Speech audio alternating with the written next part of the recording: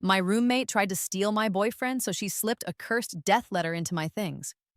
I simply dropped it in the temple donation box to let a higher power deal with it.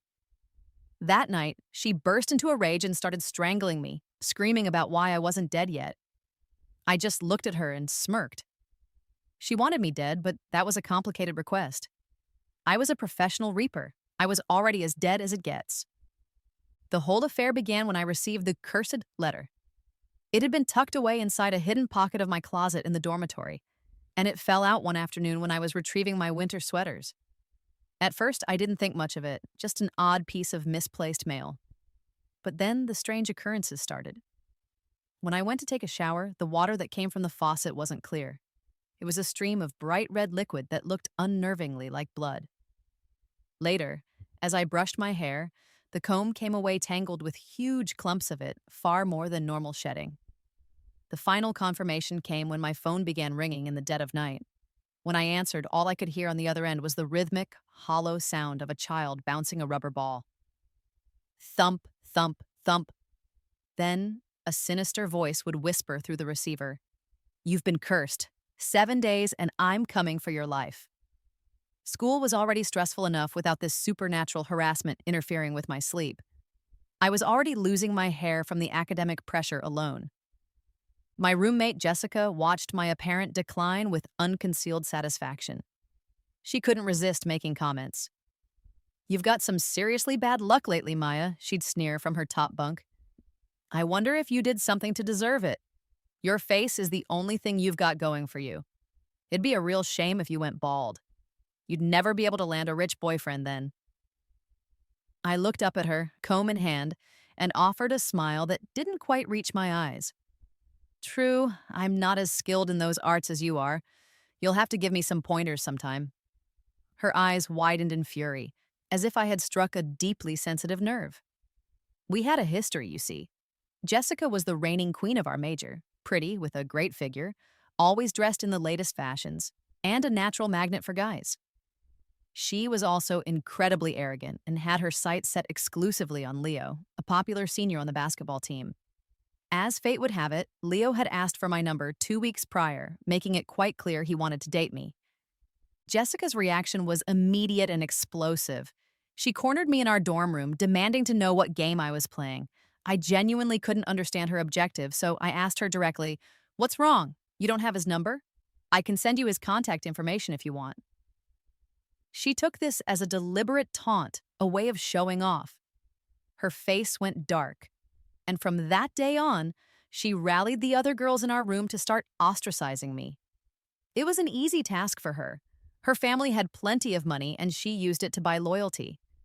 I had suspected from the beginning that the cursed letter was her doing, but her reaction to my feigned distress confirmed it.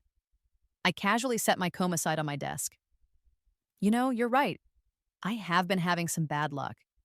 Someone left me this weird curse letter. It says I'm going to die in 7 days."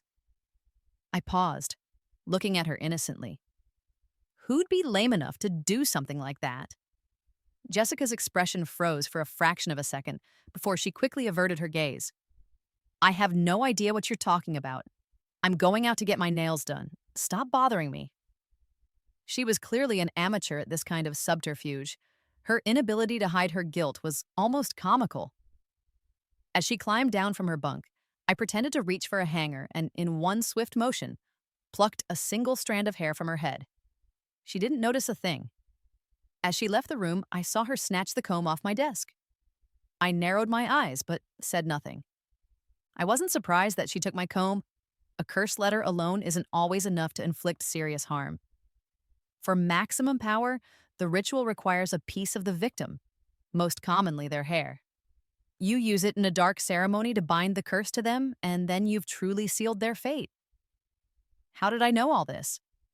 Because I was only at this university to investigate this very phenomenon. I'm a professional reaper. Not long ago, my jurisdiction began seeing a strange string of cases involving wronged souls, all of whom died because of a bizarre curse letter. Anyone who received one suffered a fatal cardiac arrest within 7 days. The king of the underworld had waved his hand and sent me undercover to this university to get to the bottom of it. It was a tedious assignment, I was almost 30 years old and had to pretend to be a college student again. Work is already a drag, but adding school on top of it was a double burden. So I made a point of being extra visible around campus, making myself an easy target. Sure enough, it wasn't long before a curse letter found its way to me. I just hadn't expected it to come by way of my own roommate. The second Jessica was out the door, I made myself invisible and followed her. She had claimed she was getting her nails done, but she never even left the campus grounds. Instead, she walked to the dense patch of woods behind the dorm buildings. I waited for a few minutes before a skinny, acne-faced young man in black-rimmed glasses showed up to meet her.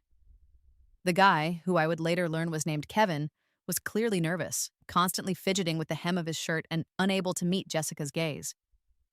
Looking impatient, Jessica handed him a small wad of tissue paper. "I got her hair," she said. "When will the curse take effect?" The young man's face turned red as he pushed his glasses up his nose. "Once I burn her hair as an offering to the vengeful spirit, she'll be haunted. Her luck will go completely down the drain." Jessica nodded, a smug, satisfied smile spreading across her face. "You'd better not be lying to me, but I'm thinking I want to raise the stakes. I don't just want her to have bad luck. I want her face ruined. I want her reputation destroyed." Kevin looked at her, shocked by her cruelty. "This curse is just for messing with people.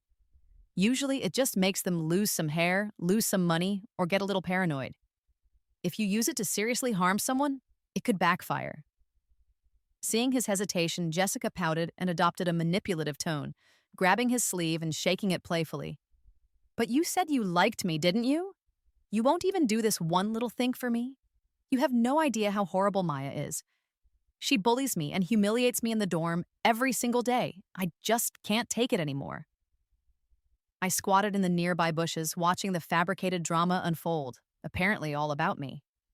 Was she speaking in opposites? Her damsel in distress act worked perfectly. The young man nodded like a lovesick fool and quickly took out the hair wrapped in the tissue. He began making intricate hand signs, and a small flame instantly ignited the hair, filling the air with a pungent burning smell. He began chanting under his breath. He was a real Taoist practitioner, I noted, just not a very good one. He was so inept he didn't even realize the hair he was burning wasn't mine. It was Jessica's. I had cast a simple glamour spell on it before she left. I was genuinely curious to see what would happen. The curse letter was in my possession, but the hair being used in the binding ritual belonged to Jessica. Who would the curse actually fall on? After Kevin finished his ritual, Jessica planted a quick, dismissive kiss on his cheek. He was lost in a state of bliss, completely missing the look of utter disgust that flashed in her eyes. It was then that I suddenly felt a profound chill run down my spine, as if an ice-cold corpse had just wrapped its arms around me from behind. I shivered involuntarily, my professional instincts taking over. I focused my energy, quickly pulling the soul slicer hook, a sickle-shaped reaper tool, from my back and slashing it through the air behind me. A cloud of black miasma instantly dispersed, but a single, stubborn wisp of it still managed to seep into my body. I cursed under my breath, realizing I had gotten careless. The malevolence from this ghost was potent. I just hoped it wouldn't give me the runs. After Jessica and Kevin left, I groaned and pulled out my underworld-issued phone to call my colleague. "Dude, save me," I said when he answered. I accidentally swallowed some malevolent energy from a nasty ghost. Am I gonna get diarrhea? A pleasant male voice finally came through the line after a long, weary pause. "You're an amateur. If you have the runs, call a ghost doctor." "Why are you calling me?" I grumbled. "Because the other guy is a Taoist. You know their magic is strong against us Reapers." He simply said, "Wait there," and hung up. 20 minutes later, I was squatting in the East Side campus cafeteria, devouring a plate of sweet and sour pork ribs, when a handsome man who looked to be about 18 or 19 sat down across from me. This was my colleague and direct superior, Julian. "I thought you had the runs," he said dryly. I waved my hand dismissively. "I'm eating, don't talk about gross stuff." His mouth twitched in annoyance. I kept gnawing on a rib while I gave him my report on the situation. He reached out and touched the curse letter I'd placed on the table, his expression quickly turning serious. "This is definitely a Taoist curse. And the paper this is written on, it's special. It's a good thing you were smart enough not to use your own hair, or you wouldn't even be able to walk right now. My face fell. I hadn't realized it was quite that serious. So, what do I do now? I asked. This letter has a malevolent spirit sealed inside it, Julian explained. The only way to break the curse is to resolve its resentment. And how do I do that? I asked. Julian paused, about to speak, but I suddenly stood up and slapped my forehead. I've got a brilliant idea. An hour later, I was standing in the city's most popular temple, holding the cursed letter with a look of utmost reverence. I walked over to the large donation box and dropped the thick envelope inside. A nearby monk saw the gesture and bowed to me with a kind smile. Amitabha, not many people use cash these days. The Buddha will surely feel your kindness, benefactor. I was so excited I let it slip. Really? Buddha can really feel it? Realizing my mistake, I quickly corrected myself. Oh, you misunderstand, Master. It's not cash. It's a curse letter. I have faith that Buddha can overcome this evil and bring peace to the soul attached to this letter. The monk's kind smile twitched violently. Before he could lose his composure and reprimand me, I pulled a $10 bill from my pocket, dropped it into the donation box as well, and respectfully backed away. Julian, who had been following me the whole time, was completely dumbfounded. He was a full ghost, but I was half human, half ghost. I hadn't died completely, which is how I became a reaper in the first place. The temple's holy aura didn't affect me the way it did him. When did you get so devious? He asked, shaking his head. Devious? Didn't you say Taoist magic was hard to break? I figured if we can't handle it, we let a higher power go head-to-head with it. It makes perfect sense. Julian looked like he didn't want to speak to me anymore. He had other business to attend to, so after we parted ways, I dutifully returned to my dorm. On the way, I took a moment to look up the birth date and time of the practitioner Kevin, who had met with Jessica. What I found was a bombshell. The young man was from Shanxi province. His birth date itself was fine, but his astrological chart was a huge problem. According to his destiny, he shouldn't have lived past the age of 10. In the Book of Life and Death, his name was written in half red and half black ink. When a name in the book turns red, it means that person's time is almost up. Half red and half black meant he had illicitly borrowed someone else's luck to extend his own life. This was a sinister and forbidden practice. This guy's own skills weren't that great. Someone else, someone far more powerful, must have altered his fate for him. My expression grew grim. This case was getting more complicated by the minute. I didn't get back to the dorm until it was already dark, having had a junior ghost attend my afternoon classes for me. The moment I walked in, I saw Jessica. She was dressed to kill in a slinky dress, her long, wavy hair perfectly styled. When she saw me, she completely changed her tune, grabbing my arm with an uncharacteristic warmth. Maya, it's my birthday tonight. My friends are throwing me a party, dinner and karaoke. The other girls from the room are already going. You should come too. I looked at her coldly, unimpressed by the act. Oh? Why the sudden invitation? I didn't think we were that close. Jessica looked a little awkward, but the other roommates immediately jumped in to mediate. Maya, Jessica's being nice. How can you be like that? One said. We all live together. We see each other every day. Who are you trying to act high and mighty for? Another added. Yeah, seriously, you're so antisocial. Jessica's making an effort and you're just shutting her down. Seeing them all ganging up on me, I just smiled. Okay, fine, I'll go. Jessica's face lit up with triumph. Great!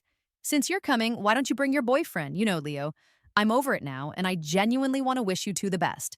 This is a good chance for us all to hang out. As she said this, she kept scratching at her neck. Others couldn't see it, but I could clearly perceive a large, angry red patch forming on her skin.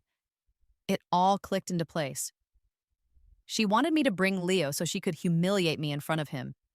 She believed the curse would take its full, devastating effect tonight. I smiled sweetly and nodded. All right, then. Jessica kept scratching her neck, muttering, What is with these mosquitoes today? My neck is so itchy. She kept clawing at it, and soon I saw her scratch off a small, bloody piece of skin. She didn't seem to feel a thing. The curse was already working, but not on me. I sent a silent prayer of thanks to the Buddha for his protection. We arrived at the KTV lounge around 9 o'clock. There were about a dozen people packed into the private room, including the nerdy Taoist, Kevin, from earlier. He sat in a dark corner, his eyes glued to Jessica with a burning, obsessive intensity. When he saw me, he immediately adjusted his glasses and looked away. Jessica kept pestering me, asking when Leo was going to show up, and I had no choice but to keep telling her he was on his way. Soon, a tall, slender man pushed open the door. Jessica's eyes lit up as she rushed over. "Leo, you're finally here. We've been waiting for you forever. We couldn't blow out the candles until you arrived." I stared at the man and froze. Mortals couldn't see through the glamour, but I could. This wasn't Leo. It was Julian. Julian smiled, walked over to me, and put his arm around my shoulders. Maya asked me to come, so of course I'd be here. "Don't wait for me. You guys go on." My mouth twitched in annoyance. Who asked him to come? Julian leaned in, using the dim lighting to whisper in my ear. "Something is wrong tonight. I looked into that curse. If they get the victim's hair, their skin rots. If they get their fingernails, their bones soften until they can't stand. If they get their blood, they bleed out until they're dry." I gasped. That was beyond vicious. Skin rotting, bones softening, bleeding out. You couldn't even call that a miserable death. It was horrifically cruel. I was sure Jessica couldn't have gotten my nails or blood, and the hair curse seemed to be affecting her directly. She had well and truly shot herself in the foot. As we whispered in the corner, Jessica was practically green with envy. After she blew out her candles, someone spoke up with a strange, dramatic tone. "Hey, have you guys heard? There's a curse letter going around on the campus social media pages, spreading through a few of the majors. They say anyone who gets it either goes crazy or ends up dead." Another girl from my dorm immediately chimed in. "I heard about that. Apparently the letter started with a junior. She was in a long-distance relationship, but her boyfriend cheated on her. She couldn't handle it, so she hung herself from the ceiling fan in her dorm room wearing a red dress. When they found her, her head was completely separated from her body. And right before she died, she wrote that curse letter." "Ah, so that's why I heard a bouncing ball on the phone. It was her head." Someone else added, "So is the curse real? Is it that powerful? Has anyone ever escaped it?" Jessica smiled smugly, her gaze suddenly falling on me. "Well, I'd say that as long as you haven't done anything wrong, a normal person wouldn't get a curse letter, right? Unless you did something shady to piss someone off." I feigned a look of panic. "Are you serious? Is the curse really that strong? Is there no way to break it?" Jessica looked at me with mock surprise. "Why are you so worked up? You didn't get one, did you? Oh, that's terrible. You could lose your life. It's a good thing you came with me tonight. I have a friend, Kevin, whose family studies Taoism. Maybe he can help you out." With that, Jessica pulled the nerdy guy, Kevin, forward, the very same man who performed the ritual that afternoon. I immediately played my part, looking terrified. "To be honest, I did get a curse letter. Can he really help me? I've been having nightmares and a ghost keeps calling me at night." "Master, can you please take a look?" Kevin nodded sagely. "Write down your birth date and time. I'll see if I can draw a talisman to break the curse for you." Okay, I said, immediately finding a pen and paper to write down my birth details. But Julian, who was next to me, suddenly stopped me. I secretly squeezed his hand and gave him a look, silently asking him to keep an eye on Jessica. They wanted my birth details now, probably to perform another, more potent ritual to harm me. I wrote down a fake birth date, one belonging to a girl who had been dead for a couple of years but had a similar profile to mine. Kevin took the paper and began making calculations with a serious expression. After a moment, he looked at me strangely. "According to this, you're about to die." I immediately threw myself into Julian's arms, terrified. "No way! I'm perfectly fine right now. How could I die? Are you sure you're reading that right?" Sure enough, seeing me in Julian's arms made Jessica's face turn a shade of green. She frantically shot a look at Kevin. He put on a profound air. "The curse letter you received has a soul trapped inside it. It will torment everyone who receives it. Do you feel a constant chill, but also a strange, intense heat and itchiness on your body? An itchiness that won't stop until you've scratched your skin raw? Honestly, apart from a minor case of the runs after swallowing that wisp of dark energy, I hadn't experienced any of that. But I had to commit to the act. Yes, yes, that's exactly it. As I said this, Jessica was still scratching herself furiously. Hearing my words, she was overjoyed, thinking her curse had finally succeeded. Kevin continued on. I will now summon the spirit and perform an exorcism for you. I need a drop of your blood. Everyone else, close your eyes and do not speak or the spirit might attack you. I nodded in cooperation. The blood, of course, wasn't mine. There are plenty of ways to get a sample of someone's blood. For instance, there was the small piece of skin Jessica had scratched off her neck earlier. I pretended to pick at my arm, and after a moment, I produced the small piece of flesh and handed it to Kevin. He began the ritual. Someone had turned off the lights in the room, and the music had stopped. It was pitch black. After 5 minutes of tense silence, the sound of leather shoes echoed through the room. No one dared to speak. You could only hear the heavy breathing of the others. Soon, the owner of the shoes stopped right behind me. Kevin's voice cut through the darkness, cold and steady. Don't move and don't speak. I've summoned the spirit. Just cooperate, and I can save your life. Save me? More like kill me. I scoffed internally, but didn't say a word. A pair of icy hands landed on my shoulders in the darkness, and the air turned freezing cold. I nonchalantly cleaned out my ear with my pinky finger, then suddenly whipped my head around. I was face to face with a woman's chalk-white face. She had no color in her cheeks. Her hair was a tangled mess, and her neck was unnaturally long like a giraffe's. Seeing me suddenly turn around and open my eyes, the female ghost was clearly taken aback. But she quickly twisted her neck, which stretched instantly, her head lunging right at me as she tried to swallow me whole. Before she could even touch me, a brilliant golden light erupted from my body. A Buddhist swastika symbol descended from the heavens and enveloped me in its protective glows. At the same time, a long, ethereal voice boomed through the room. Vile creature! It even had reverb. I have to say, I felt a little enlightened myself. The Buddha was reliable. When you needed him, he showed up. The female ghost was instantly burned by the holy light, screaming as she clutched her head and tried to flee. Kevin, on the other hand, seemed unable to see the light. He was sweating profusely, chanting and making hand signs, trying to control his summon. The ghost under his command could only shriek and charge at me again, but the holy light had wounded her badly. Before she could get close, someone kicked her, sending her flying across the room. I looked back and saw it was Julian. We met eyes and shared a knowing smile. He immediately sent a thought directly into my mind. What are you still trying to do? Don't you want to catch the big fish? Kevin isn't powerful enough to create this curse letter. There's someone behind him. We need to lure them out and take down all these dark practitioners at once. While we were communicating, Kevin opened his eyes, stared at the female ghost, and suddenly commanded, "Possess her! Go!" At the same time, he began to burn the piece of flesh with a talisman. The ghost had initially been targeting me, but as the flesh burned, her glazed-over eyes suddenly darted around the room. Then, her gaze locked onto Jessica, who was hiding in a corner. In an instant, she transformed into a puff of black smoke and shot directly into Jessica's body. What could you do? The hair was Jessica's and the flesh was Jessica's.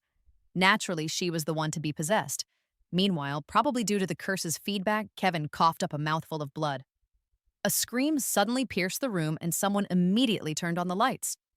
I quickly messed up my hair, fell to the floor trembling, and resumed my role as a damsel in distress. I just saw a terrifying ghost. What do I do? Is she gone? Warren wiped the blood from his mouth and gave a strange, triumphant smile. Don't worry, that ghost won't be bothering you for now. He was right, because she was now busy bothering Jessica. He really was a hack of a Taoist. He couldn't see the holy light, and he couldn't even tell who the ghost had actually possessed. I pretended to be clueless and went to help Jessica up, but she violently shoved me away and threw herself into Julian's arms. What the hell? Was she trying to copy me and get a free feel? Julian was quick, sidestepping her neatly. Jessica stumbled and fell flat on her face. Her devoted follower, Kevin, immediately rushed forward to catch her. Jessica started crying as she stared at me. Maya, I don't know if I should say this, but you've definitely attracted something evil. That ghost is attached to you now. If you stay with Leo, you might bring him bad luck too. Of course, I'm just saying. You two are so close, I'm sure you wouldn't mind. She was one step away from physically prying us apart. Kevin chimed in, "It's true. You're having a run of bad luck. Anyone close to you might be affected too." I pretended to look troubled and turned to Julian, asking pitifully, "Really? In that case, Leo, maybe you should stay away from me for a few days." I don't know if Julian was getting into the role too, but he immediately pulled me into a deep embrace, his voice soft and tender. "Don't worry, I don't have a lot of yin energy. I'm not afraid. With something like this happening to you, I could never leave you alone." A chorus of ahs filled the room. I was allergic to this much romance. He was the king of the underworld and didn't have a lot of yin energy. Right, Jessica and I ended up going back to the dorm together. Julian insisted on driving us back. Before he left, he warned me, "Be careful, that ghost-possessed Jessica. Tonight is going to be rough." Jessica was burning with jealousy, but still managed to force a smile. Back in the dorm, I washed up and lay in bed, playing on my phone while Jessica went into the bathroom to shower. I noticed that when she walked, her heels didn't quite touch the ground, a telltale sign of demonic possession. She'd had a fit earlier, and the other roommates couldn't calm her down, so they had just left her alone. A moment later, she came running out of the bathroom, screaming and stark naked, her hair a wild mess. She held up her arm, trembling. "Look at my arm! What's happening to my arm?" Jessica's arm was covered in blisters of all sizes, and a large patch of skin was scratched completely raw. The horrifying rash extended all the way up to her chest. She was still scratching frantically, her face contorted in a terrifying grimace. The other girls were completely freaked out by the sight of her and rushed her to the campus clinic. I just watched it all happen, a small smile playing on my lips.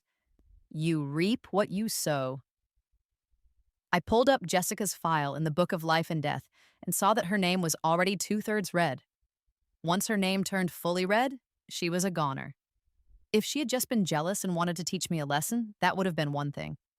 But what she did afterward was clearly meant to kill me. If I weren't a reaper, I'd be the one with rotting skin right now. It was late by the time Jessica and the others got back, presumably after getting some medicine from the clinic. After the lights went out, Jessica sat on her bed, her hair hanging over her face, staring at me with an intensity that felt like it could burn a hole through my soul. And hovering behind her, a pale female ghost was cradling its own head, using its unnaturally long hair to slowly wrap around Jessica's neck. Her breathing grew labored, her eyes bulged, and her hands flailed weakly.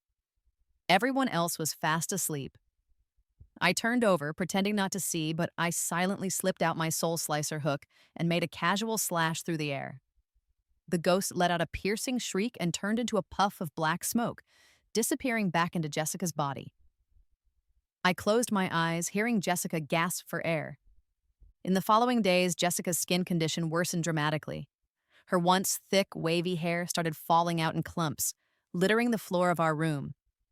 The other roommates, whose loyalty had been bought with Jessica's expensive gifts, had never really liked her personality anyway. Soon, the whispers started. Her face is rotting off, and she still won't go to a real hospital. And her hair is everywhere. It's disgusting. I know, right? I used to think she was so pretty, but now it's obvious it was all just makeup. Another roommate added in a conspiratorial tone. You know all that designer stuff Jessica wears? It's fake. I heard her family isn't rich at all. She just gets stuff from guys she meets online. Remember that Armani lipstick she gave me? I checked at the counter. It's a fake. What? No wonder. That expensive face serum she gave me made me break out. It must have been fake, too. As they say, when it rains, it pours. The girls who had been so close to Jessica all turned on her. Jessica walked in just in time to hear their gossiping. Her skin had deteriorated so much that half her face was just raw, weeping flesh. A foul smell clung to her. The moment she entered, the others covered their noses and backed away. What were you just saying? That I buy fakes? You bitches! You were happy enough to take all my makeup and clothes, weren't you? And now you're talking trash behind my back. You have no shame. Jessica lunged, ready to slap one of the girls, but she was shoved forcefully to the ground. That was then. We didn't know you were giving us fakes. And look at yourself. Go see a doctor about your face. You stink. You were the one saying Maya was cursed and haunted, but it looks like you're the one who's paying for her sins. The fight was explosive. That night, the room was eerily silent. Jessica clutched her rotting face, her eyes fixed on me with pure venom. In the middle of the night, she suddenly climbed out of bed and lunged for me, her hands clamping around my neck. Maya, why aren't you dead yet? If you just died, none of this would be happening to me. I grabbed her wrist and twisted. With just a little pressure, she collapsed to the floor in pain. I sat up and looked down at her calmly. You really want me to die that badly? She let out a crazed laugh. You still don't admit you were wrong. What did I do wrong? I asked. Oh, if you've done nothing wrong, then we have nothing to talk about. She lay on the floor for a moment, then scrambled up and grabbed me frantically. The curse letter. Do you still have the curse letter? I tilted my head, looking at her. Nope. What? She stared at me, stunned. Where did you put it? You're the one who's cursed, so why is nothing happening to you? Why? I cut off her hysterical rant with a sigh. Because I'm a rather devout person. When I got that thing, it creeped me out, so I dropped it in the temple donation box. I let Buddha deal with it. The color drained from Jessica's face. She couldn't hurt me, and in the process, she had only hurt herself. She scrambled to her feet and fled the room. I immediately got dressed and followed her. Jessica went to find the nerdy Taoist, Kevin. They met at the school gate. When Kevin saw the horrific state of Jessica's face, he flinched and took a few steps back, his eyes filled with disgust. What happened to you? Your face? Jessica grabbed him hysterically. You have to help me. You have to. I think I've been cursed or something these past few days.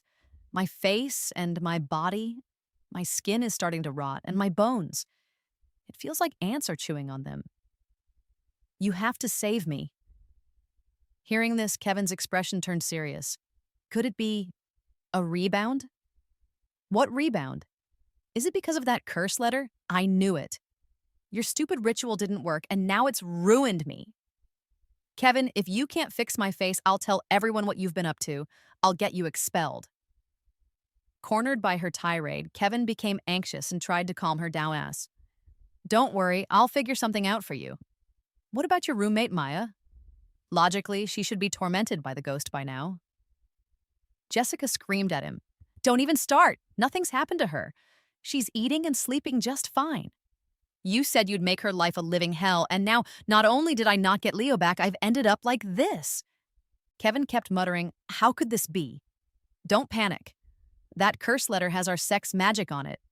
I'll try to track it now and see what's going on. I was standing just a few feet away from them, cloaked in my Reaper's cape, boredly watching him perform his ritual. As long as I wore the cape, mortals couldn't see me. I even saw a fellow Reaper on campus reaping a soul and gave him a quick wave. Kevin began his ritual, but he quickly broke out in a sweat, his face turning pale. Just as he lit another talisman, a flash of golden Buddhist light shot out from the direction of the temple and struck him squarely. A moment later, he spat up a mouthful of black blood and staggered backward. How is this possible? He gritted out.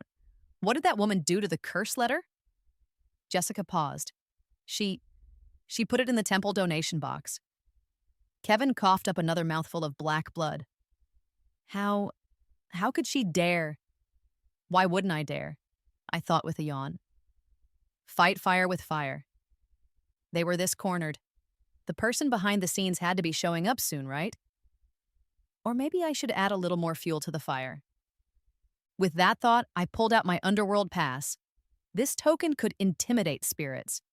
Even a vengeful, unpacified ghost would go berserk if it came into contact with this token's aura. Sure enough, the moment I took out the pass, the ghost possessing Jessica's body went wild. A pair of white, ghostly hands snaked over her shoulders from behind. A disheveled ghost head rested crookedly on Jessica's shoulder, staring at me with sinister eyes. But it didn't last long. I brandished my soul slicer hook. The ghost saw it and immediately stopped staring at me, instead sinking its teeth into Jessica's neck. Kevin didn't have the sight, but the ghost had suddenly revealed itself in its rage. He was startled at first, but quickly fumbled for a talisman to confront it. But the ghost had been tormented by me for days and was itching for a fight. Its hands transformed into ghostly claws and lunged straight for Kevin's face.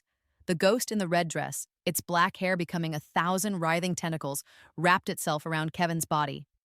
He was a total amateur and didn't even last 2 rounds with the ghost before he was scared out of his mind. He grabbed Jessica's arm, shoved her toward the ghost as a distraction, lit a talisman, and ran for his life. I didn't chase him. Jessica was screaming horribly.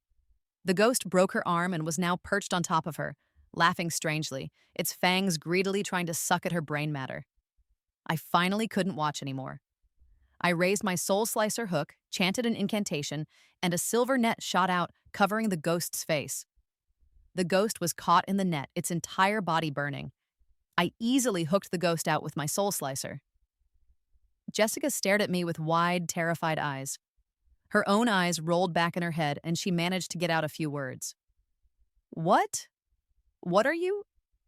The Grim Reaper? I stroked my chin and squatted beside her with a small smile.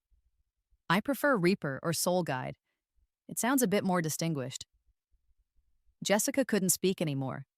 She just coughed up mouthfuls of black blood, and inside the blood, disgusting worms were crawling. Jessica was taken to the hospital and stayed for days, but no matter how many tests the hospital ran, they couldn't find the cause of her illness. Her body weakened rapidly. When our roommates heard about her condition, they all suddenly turned into saints and suggested we visit her. I went along with them. When I saw her in the hospital, her head was completely bald, with only a few strands of yellow, withered hair left. Her cheeks were so sunken, she looked like a skeleton. When she saw me, she looked like she'd seen a ghost, shrinking back under the covers in terror. The once beautiful campus queen was gone. I patted her shoulder, knowing she was about to die. At midnight tonight, at the latest, a reaper from this district would come to collect her soul. In the book of life and death, her name had turned completely red, and the king of the underworld himself had circled it. Seeing me still sent Jessica into a frenzy. You're bad luck. You're a reaper, a soul guide, the Grim Reaper. You've come to take my life. I know I was wrong. I shouldn't have tried to hurt you. Don't take my soul. No, I need to go to the temple. I need to become a vegetarian and pray. Buddha will protect me. Her family and our roommates all thought she was having a psychotic break. No one believed a word she said. I sighed. You never pray when things are fine, but you expect a higher power to save you when you're in trouble. Jessica, you need to get a grip. I paused, then continued. Tell me how to contact Kevin. He's the only one who can break the curse. Maybe you can still survive. This was a total shot in the dark. Kevin had disappeared, and I'd even sent several junior reapers to look for him, but we couldn't find him. He had a Taoist talisman on him that could block our searches. But since Jessica was close to him, maybe she was the key. Hearing my words, she suddenly shot out from under the covers and grabbed my arm, shaking it violently. You can't escape either. None of us can. There's something powerful behind him. It can even kill reapers. Ha ha ha ha ha. As she said this, her body trembled and her hospital gown shifted slightly. I caught a glimpse of a vermilion-colored tattoo on her chest. Just as I was about to get a closer look, a doctor rushed in and gave her a sedative. Seeing that she was completely gone, I left the hospital. Her family soon came to process her withdrawal from the university, the reason given being a sudden severe illness. But it wasn't long before news of Jessica's death spread across campus. Exactly 7 days. The curse was for 7 days. Because the curse letter was in the donation box, no one else on campus died because of it. I had more or less completed the mission Julian had given me. When I returned to the underworld to write up my report, Julian was at his desk in the king's palace, typing away on his computer. He didn't even look at my report. This isn't over, he said. I know Kevin escaped. I heard he took a leave of absence from the university. I secretly checked his file, and all his information is fake. This Kevin is an imposter. My heart sank. I hadn't done a good job. Someone as cheap as Julian was definitely going to dock my performance pay. He looked up at me, his handsome brows furrowed slightly. It's Jessica. Her soul was never collected. What? When a person dies, their soul lingers near the body. If it's a normal death without much resentment, reapers can usually guide them to the underworld for reincarnation. Jessica's death was unique. She brought it on herself, though I admittedly fanned the flames a bit. But she definitely didn't have what it took to become a powerful, vengeful spirit. So why wasn't her soul collected? Seeing my confusion, Julian put down his work and answered calmly, her soul was taken beforehand and used in a dark ritual. The underworld can't track these lost souls. Not only that, but the real reason I sent you undercover to the university was because of this. Someone is using curse letters to harm people, and the souls of everyone killed by them have vanished, leaving only traces of Taoist dark magic on the bodies. I was right. There was more to Kevin than met the eye. It was just a shame we hadn't managed to reel in the big fish behind him. So what now? I asked, looking at Julian's handsome face with a heavy heart. He glanced up at me. Keep looking. You did a good job this time. You used your brain. Even though you didn't find the mastermind, it wasn't a total loss. Continue your cover at the university. Since the culprit chose a college campus to operate, it must be advantageous for them in some way. He paused, then added, that Kevin character borrowed his fate. People who know that kind of magic are rare these days. I suspect the person who helped your mother alter your fate all those years ago might be the same one. I froze for a moment. Borrowing fate. The reason I became a reaper.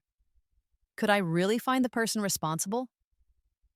But why did I have to keep going to school? I was almost 30. I wanted to go on dates and fall in love.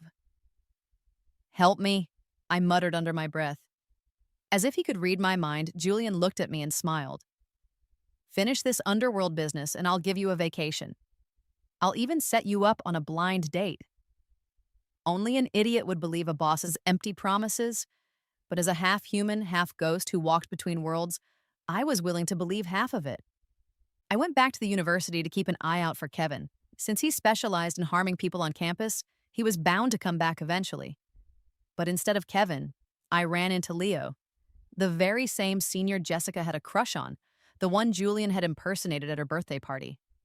He stopped me in the cafeteria. Leo was handsome, tall, and a star player on the basketball team. Like Jessica, he was one of the shining stars of campus life. He placed his tray on my table and sat down across from me, his long fingers tapping rhythmically on the edge of the tray. Maya, I wanted to ask you something.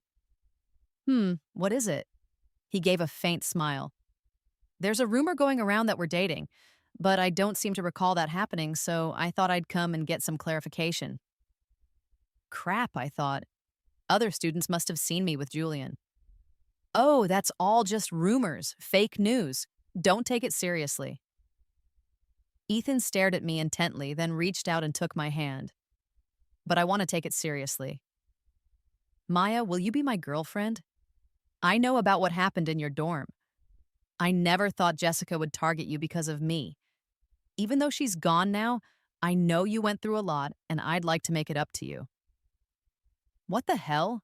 I just wished for a boyfriend from the king of the underworld, and he delivered. I couldn't believe this was happening. I eagerly squeezed Leo's hand back. But as I did, I saw a strange tattoo on the back of his hand. It was a talisman, tattooed right onto his skin. I was surprised for a second, then put on my best sweet and naive act. Leo, what's that tattoo on your hand? It looks so cool. He paused, then quickly pulled his hand back. I got it at a tattoo shop near the school gate. It's a Taoist good luck charm. If you're with me, we could get matching ones. Okay, let's get together. Take me to get a tattoo right now. I nodded like a bobblehead. His face lit up with joy. At 6 that evening, Leo took me to the tattoo shop he'd mentioned. It was in an inconspicuous spot near a print shop. A lot of couples came here for tattoos, so business wasn't bad. The reason I'd come was because I'd seen the same tattoo on Jessica's chest back at the hospital. I'd only seen a part of it, but I was sure it was the same one on the back of Leo's hand. Could that be a coincidence? Leo walked in like he owned the place. The shop was small. A young tattoo artist was inside, lazily smoking a cigarette.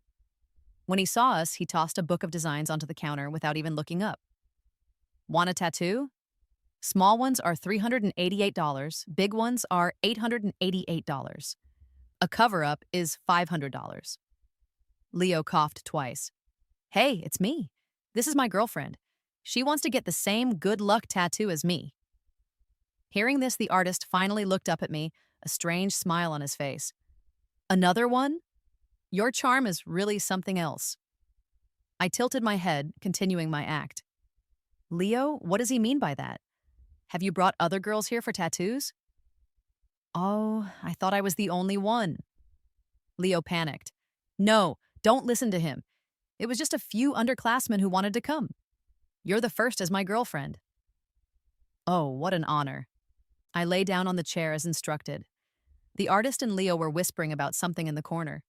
A strange sandalwood incense was burning in the shop, and soon I felt myself drifting off.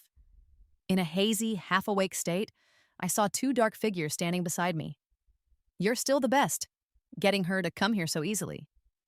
Cut the crap. You screwed up the last sacrifice, Chloe. Now get me her skin. I need to make a new human skin curse letter. That was Leo's voice. The other voice was vaguely familiar. I squinted, trying to get a better look. It was the missing Kevin. He hesitated. But she's not simple. She's a reaper. If we mess with one of the underworld's people, we could be in serious trouble. Leo scoffed, his handsome face twisting into a sneer. He reached out and caressed my cheek, his touch as gentle as if he were stroking a beloved lover. I've never used a reaper's skin before. A body that's half yin, half yang. It will be twice as effective when I refine it. We've already collected 7 souls. We just need 2 more to make 9. With the power of 9 souls, even the king of the underworld himself will have to bow down to me. But what?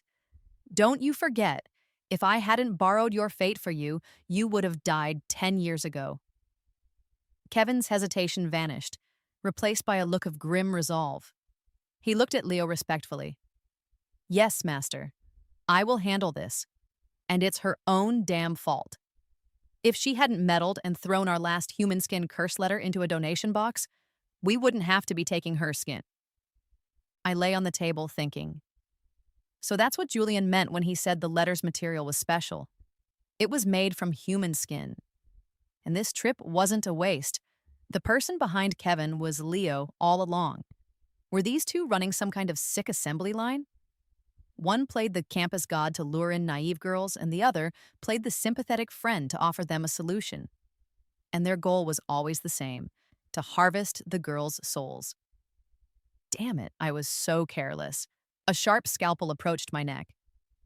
A woman's skin is softest just below the collarbone. Wouldn't you agree, Maya? Leo held my head with one hand, his expression still as gentle as water. I snapped my eyes open and stared at him. I think your collarbone looks pretty tender, too. Probably great in a hot pot. A flash of anger crossed his face. Still talking tough when you're about to die. I shot back annoyed. Am I the one talking tough, or are you guys just slow? You knock me out, fine. But then you have to stand next to my ear and monologue your entire evil plan, as if you're afraid I won't hear it. And if you're going to monologue, you have to wait until I wake up. Is there something wrong with your brains, or is it me? It's a rule of fiction. The villain always dies because they talk too much. I think you two are about to be written off. Leo's face twisted in fury. He raised the scalpel to stab me in the neck. It was Kevin who stopped him. Master, calm down. I'll sew her mouth shut in a minute to make you feel better. He looked at me with cold eyes, then began to draw strange patterns on my face and arms with vermilion ink. The moment the ink touched my skin, it felt like boiling water searing me. I gritted my teeth, enduring the pain. Leo began to perform a ritual, and soul-summoning banners were hung around us. Soon, wisps of black souls began to emerge from the banners. They were almost all female. One of them was Jessica, who had just died a few days ago. She had no consciousness now, just blindly crashing around inside the magic circle, screaming horribly. I narrowed my eyes. I had finally found the missing souls. 7 souls. My performance bonus this month was going to be off the charts. For the bonus, and for these innocent lives, I suddenly roared, "Julian, you son of a bitch, if you don't get in here, your dearest, most hardworking subordinate is about to be turned into hot pot." The moment the words left my mouth, a violent wind swept through the room. A tall, slender figure appeared like a phantom, moving swiftly inside. Yin energy radiated from him. With just a flick of his wrist, he blocked the scalpel in Kevin's hand. The blade instantly turned back on Kevin, plunging straight into his chest. He died without ever knowing what hit him. When Leo saw Julian, he narrowed his eyes. The king of the underworld is meddling in mortal affairs. All souls are under my jurisdiction. You could have messed with anything, but you just had to mess with her, Julian sneered, and a ghostly blue flame erupted from his long, pale fingers. With a slight flick of his wrist, the blue flames leaped onto the soul-summoning banners. The magic circle shattered instantly, and the restraints on my body vanished. I scrambled off the table. "Soul Slicer hook, come!" The next second, the hook appeared in my hand. Without a word, I leapt into the air and brought it down on Leo's head, cursing as I swung. "You had to wait until now to show up. What happened to our silent understanding? What if they had taken my clothes off to draw their talismans? My innocence would have been ruined." Julian's mouth twitched, his cold eyes narrowing slightly. "I would not have let that happen." "Ha! Like hell you wouldn't. You saw the whole thing, didn't you? There's an LED screen in the underworld that can monitor events in the mortal world, specifically tracking every Reaper. It's basically a body cam, a human surveillance system that Julian developed after my last mission.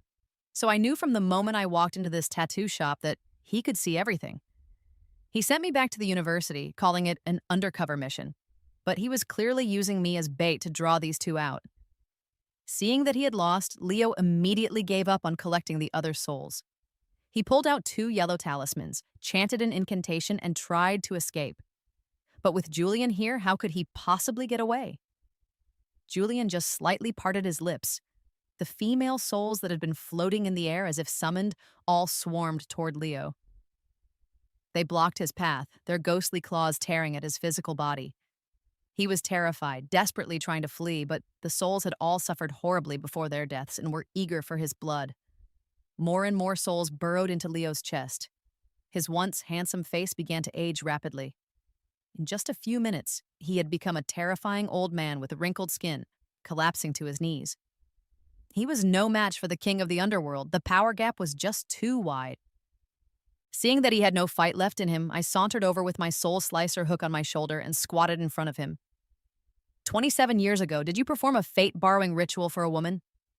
Did you steal the life force from the baby in her womb to change her fate, causing that baby to be born with a half-yin body, forever tied to the world of ghosts? He looked up at me, trembling, a strange laugh escaping his aged face. It was as if he recognized me. "Oh, so you're that baby, born from the shadows. You should thank me. You wouldn't have become a Reaper otherwise." I slapped him hard across the face. A layer of old skin peeled off, and he let out a pained whimper. "Thank you. Thank your whole family," I said, standing up coldly. Julian looked at me and sighed. The past is in the past. It is. It just revealed another cruel truth to me. I had always thought I was born with a naturally yin body, that I brought bad luck to my family. Only now did I realize that the source of it all was my own mother. Leo and Kevin's curse letter operation was completely dismantled, and all the souls were collected and sent to the underworld for processing. This time, I could finally submit a satisfactory weekly report. On my last day on campus, Julian showed up at the school gate to pick me up in a luxury car he'd gotten from who knows where. He was leaning against the car door when I came out. "Let's go. I'm taking you on that date." My eyes lit up. "For real? You're really setting me up with someone?" "The real deal." I gave him a suspicious look. "Where is he?" He pointed to himself. As a reward for completing this mission so successfully, I'll play the part of your date for a day. I rolled my eyes and got in the car. But just as we were leaving the campus, I saw a dark, ominous energy shrouding the entire school. A feeling of dread washed over me. And on the car radio, a news bulletin came on. A strange clay statue has been excavated from a river on the outskirts of the city. The streamer who discovered the statue was found dead in his home the next day, covered in mud under mysterious circumstances. I looked at Julian's cool, handsome profile. Boss, I think you promised me a vacation. He turned to look at me, a gentle smile on his face. I did, but a new case has come up. Finish this one and I'll give you a long vacation. I knew it. You can never trust a boss, especially not Julian.